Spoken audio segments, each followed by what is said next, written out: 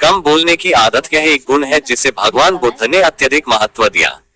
उनके उपदेशों में हम बार बार सुनते हैं कि बोलने से ज्यादा सुनना और अपने शब्दों का सही उपयोग करना महत्वपूर्ण होता है।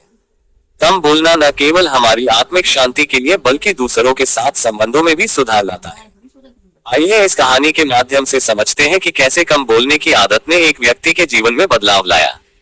बुद्ध और शिष्य की कथा। कम बोलने का महत्व प्राचीन समय की बात है। एक बार भगवान बुद्ध अपने शिष्यों के साथ एक गांव में भ्रमण कर रहे थे। वहां गांव के लोग बुद्ध के दर्शन करने के लिए बड़ी संख्या में एकत्रित हुए थे। सभी उन्हें सुनना चाहते थे क्योंकि भगवान बुद्ध के विचारों में एक गहराई होती थी जो सीधे लोगों के दिलों तक पहुंचती थी। एक दिन बुद्ध के पास एक युवा शिष्य आया जो बहुत ज्यादा बोलता था।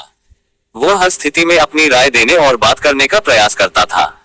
बुद्ध ने उस शिष्य को कुछ समय तक ध्यान से देखा, फिर एक दिन उसे अपने पास बुलाया। बुद्ध ने शिष्य से पूछा, तुम क्यों इतना बोलते हो? शिष्य ने उत्तर दिया, भगवान, मुझे ऐसा लगता है कि जब तक मैं बोलूंगा नहीं, लोग मुझे समझ नहीं पाएंगे और मैं अपनी बातें दूसरों तक नहीं पहुंचा पाऊंगा।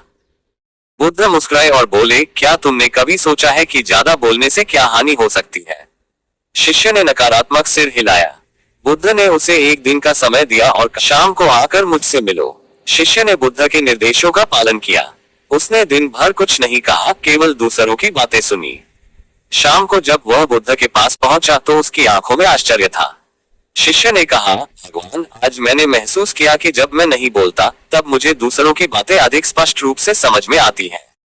और ऐसा भी लगा कि मेरी बोलने की जरूरत कम हो गई है। बुद्ध ने मुस्कुराते हुए कहा, यही कम बोलने का महत्व है। जब हम कम बोलते हैं तो हमारे शब्दों का मूल्य बढ़ जाता है। अधिक बोलने से न केवल हम अनावश्यक बातें कह जाते हैं बल्कि हम अपने मन की शांति भी खो देते हैं। कम बोलने के फायदे। भगवान बुद्ध के इस उपदेश से यह साफ होता है कि कम बोलने की आदत कई प्रकार से हमारे जीवन को सुधार सकती है। इसके कई फायदे होते हैं। मन की शांति। जब हम कम बोलते हैं तो हमारा मन शांत रहता है। ज्यादा बोलने से मन भटकने लगता है और अनावश्यक विचार आने लगते हैं। सुनने की क्षमता में वृद्धि। जब हम कम बोलते हैं तो हम अधिक सुन सकते हैं। इससे हम दूसरों की बातों को बेहतर ढंग से समझ सकते हैं और सही निर्णय लेने में सक्षम होते हैं। संबंधों में सुधार। कम बोलने से हम दूसरों को अधिक समझ पाते हैं और बिना किसी टकराव के समस्याओं का समाधान कर सकते हैं। इससे रिश्तों में मधुरता आती है। शब्दों का महत्व बढ़ता है।